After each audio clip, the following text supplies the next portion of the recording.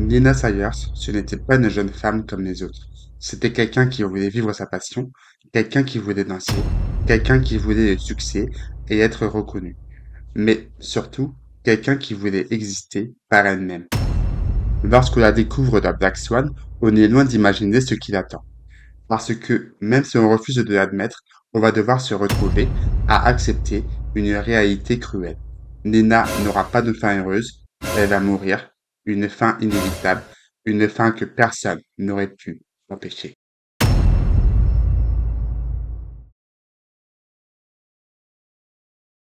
Ou du moins, c'est ce qu'on est amené à penser. Pendant tout ce film, Darren Aronofsky nous laisse croire qu'il n'y a pas d'espoir en Nina. Mais même s'il est fragile, l'espoir peut exister en chacun de nous et il existe aussi en Nina. Oui, Nina n'était pas condamnée. Oui, elle aurait pu prendre une voie différente. Oui, cette scène finale qui nous a tous bouleversés aurait pu ne pas exister. Si Nina avait pu faire les bons choix, si son entourage avait su la protéger un peu mieux, et ça, Black Swan nous l'a caché. Ou du moins, nous a habilement fait croire le contraire. Parce qu'en réalité, la clé de son salut ne se trouvait pas sur scène, mais dans nombre de ses relations.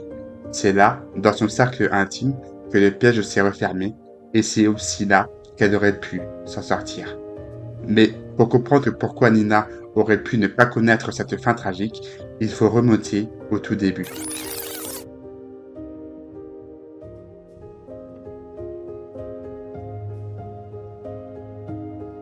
Erika Sayers est une ancienne danseuse.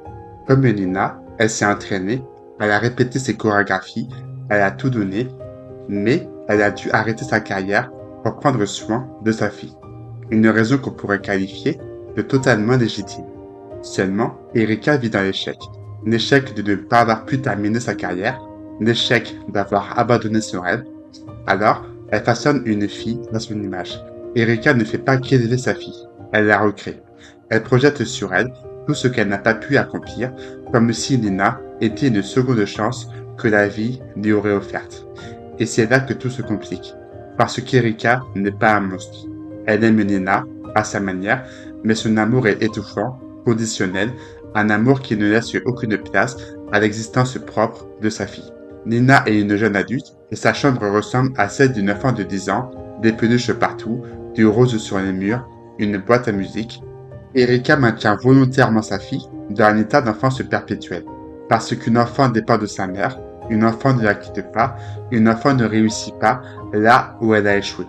C'est une cage dorée, construite avec soin, et Nina ne la voit même pas comme une cage parce qu'elle n'a jamais connu autre chose. Si Erika avait réussi à faire la paix avec son propre deuil, avec l'abandon de sa carrière, peut-être aurait-elle pu accompagner Nina plutôt que la posséder.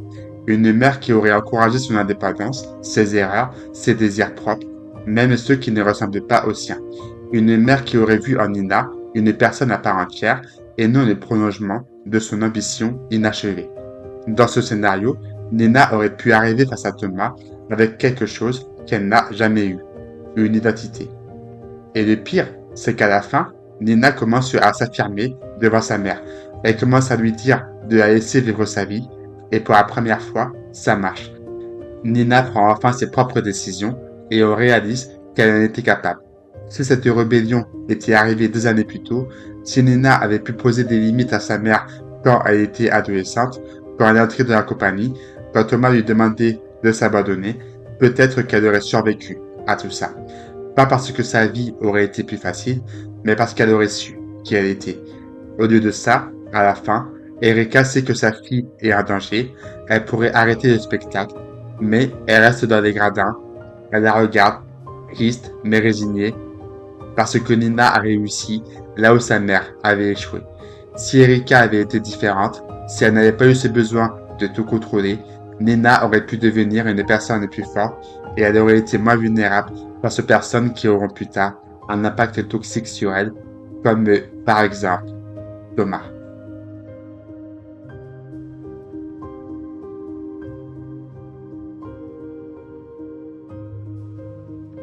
À première vue, Thomas Leroy ressemble à une chance.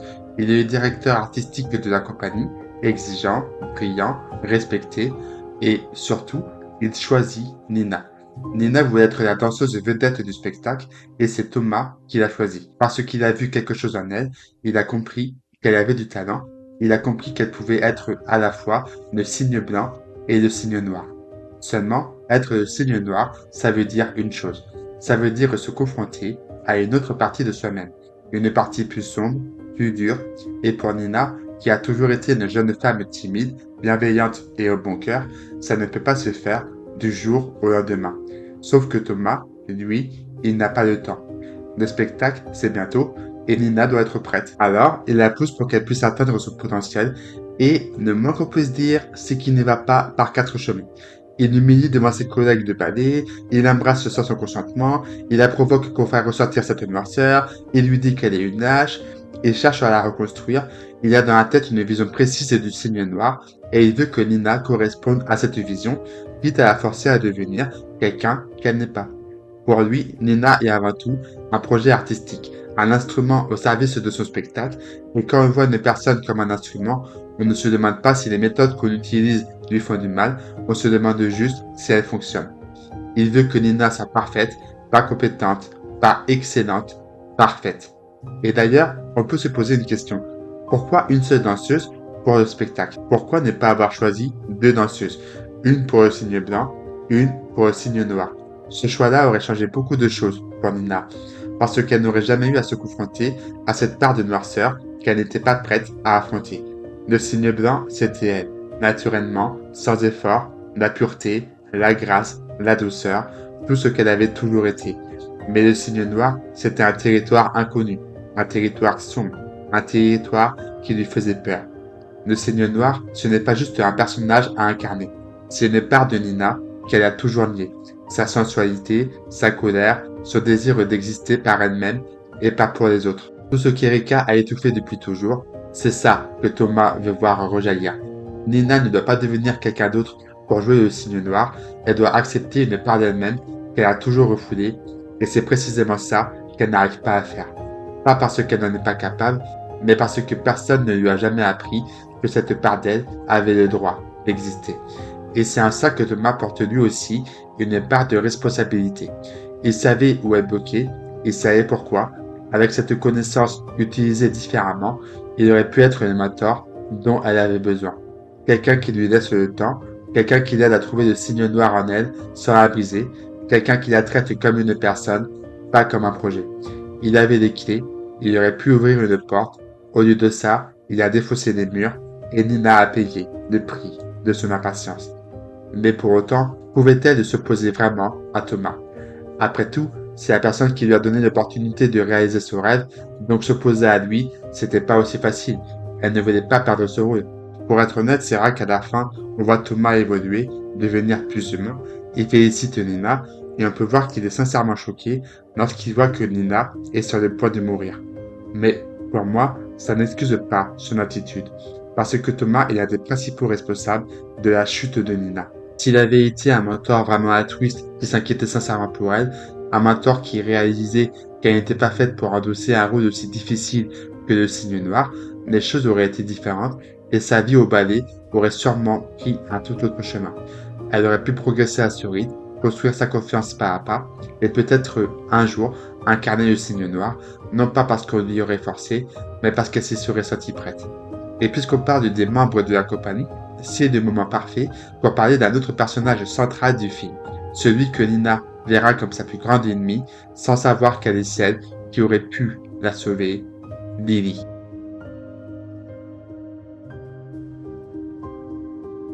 Être choisie pour incarner le signe noir, c'était la plus grande fierté de Nina.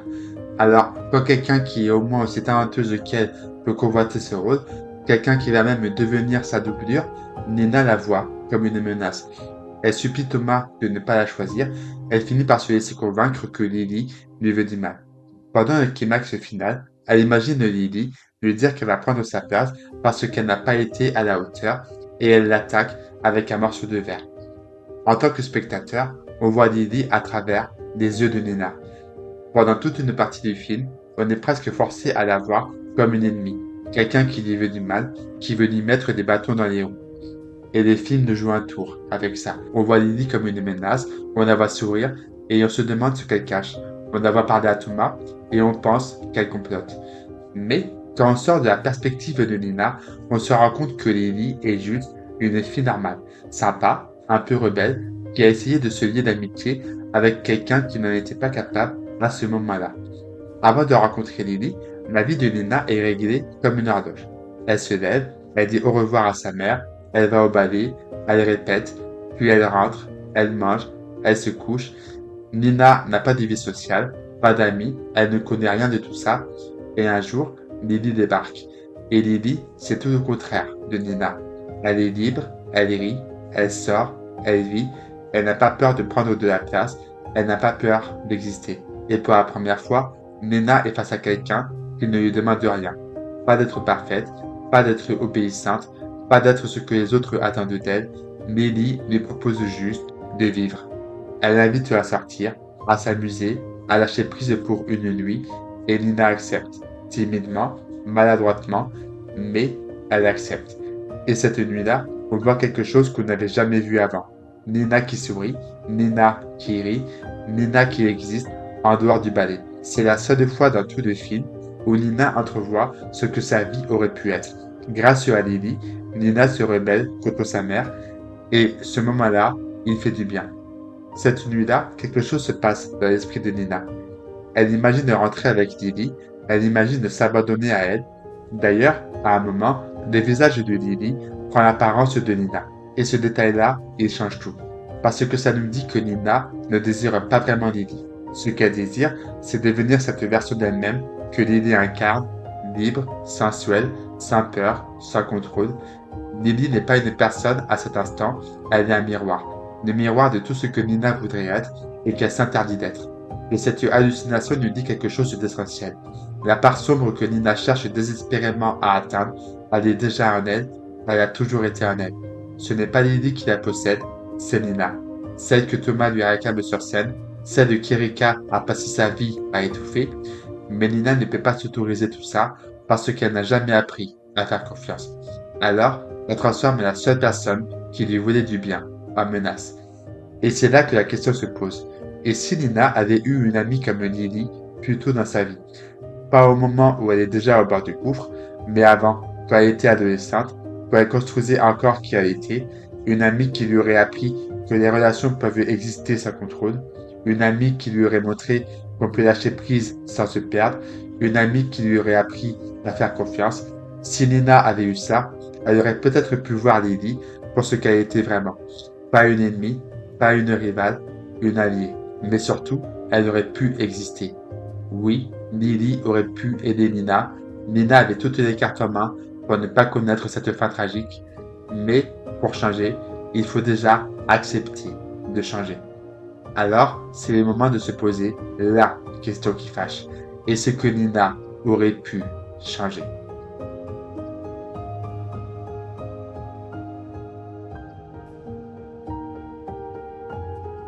On a parlé de Erika, on a parlé de Thomas, on a parlé de Lily, mais il est temps de parler de Nina elle-même. Parce que Nina n'était pas qu'une victime passive. Elle faisait des choix, et certains de ces choix ont contribué à sa chute. Les signes étaient là. Son dos qui la gratte, encore et encore, ses doigts qu'elle s'arrache, ses hallucinations qui deviennent de plus en plus violentes. Elle se voit se transformer, se mutiler, se déchirer. Son corps et son esprit lui envoient des alertes constantes. Elle n'est pas aveugle à sa propre souffrance. Quelque part, elle sait que quelque chose ne va pas. Et pourtant, elle continue. Elle ne dit rien. Elle ne demande pas d'aide. Elle porte tout, toute seule. Elle était passionnée par la danse et voulait aller au bout de son rêve. Lorsqu'elle tombe, à la fin, et que Thomas lui demande pourquoi elle a fait ça, elle répond simplement, c'était parfait. Et ça, c'est la clé pour comprendre la principale erreur de Nina. Ce qu'elle n'a jamais compris, c'est que l'imperfection n'est pas une faiblesse. L'imperfection, c'est ce qui nous rend humains. L'imperfection, c'est ce qui permet de tomber et de se dire, la prochaine fois, je ferai mieux. L'imperfection, ça nous aide à nous relever après un échec, ça nous aide à progresser et à devenir meilleur. Mais si, toute notre vie, on nous apprend qu'il faut être la meilleure, qu'il faut être parfaite, si on nous apprend que l'échec n'existe pas, on ne peut pas se relever. Et c'est ce qui arrive à Nina. Nina se met une énorme pression, elle s'isole, elle est étouffée par l'amour toxique de sa mère. Lorsque Thomas lui dit qu'elle doit devenir quelque chose d'autre, elle ne sait pas comment faire. Tout ce qu'elle sait, c'est qu'elle a un rêve qu'elle veut accomplir, et c'est ça qui la pousse à se battre. C'est ça qui la pousse, même sachant qu'elle est sur le point de rendre son dernier souffle, à monter sur scène. Et finalement, elle tombe. Elle meurt, heureuse d'avoir accompli ce rêve, sans se rendre compte qu'elle aurait pu, tout simplement, vivre. Comme dit en intro de cette vidéo, le premier visionnage de Black Swan nous laisse penser que Nina était condamnée, qu'elle n'avait aucune chance d'échapper à son destin. Cependant, lorsqu'on analyse le parcours de Nina dans sa globalité, on se rend compte que c'est bien plus complexe que ça. Parce que Nina, avant tout, n'est pas une mauvaise personne. Nina n'était qu'une jeune femme qui voulait vivre son rêve, mais qui a été mal guidée par son entourage. Erika voyait très bien que Nina se blessait elle-même, mais elle lui coupait simplement les ongles au lieu de chercher à comprendre ce qui se passait. Thomas était convaincu qu'elle pouvait jouer à la fois le signe blanc et le signe noir, et il avait raison. Mais il n'a pas compris que Nina n'avait pas encore la capacité d'affronter cette part d'elle-même. Ceci étant dit, Nina avait les moyens de changer son destin. Elle a été capable de se rebeller contre l'autorité de sa mère. Elle a été capable de faire preuve de courage pour monter sur scène et vivre son rêve. Elle a pu se rendre compte, même si ce n'était qu'un instant, qu'elle était capable d'avoir des amis avec lesquels s'amuser et vivre une vie normale. Mais tout ça est simplement arrivé trop tard. Et pourtant, après tout ce qu'on a dit, je ne peux pas m'empêcher de me dire que si elle n'était pas morte, Nina aurait pu devenir une toute autre personne. Une Nina capable de danser de signe blanc et de signe noir sans se détruire. Une Nina qui a appris à dire non à sa mère. Une Nina qui a laissé Lily être son amie. Et, personnellement, c'est la version de Nina que je préfère. Et si, vous aussi, vous êtes capable de l'imaginer, c'est que, au final, Nina n'était pas condamnée. Sur ce, je vous souhaite une bonne journée ou soirée. Moi, c'est Rems et je vous dis à très bientôt dans notre multiverse. Ciao!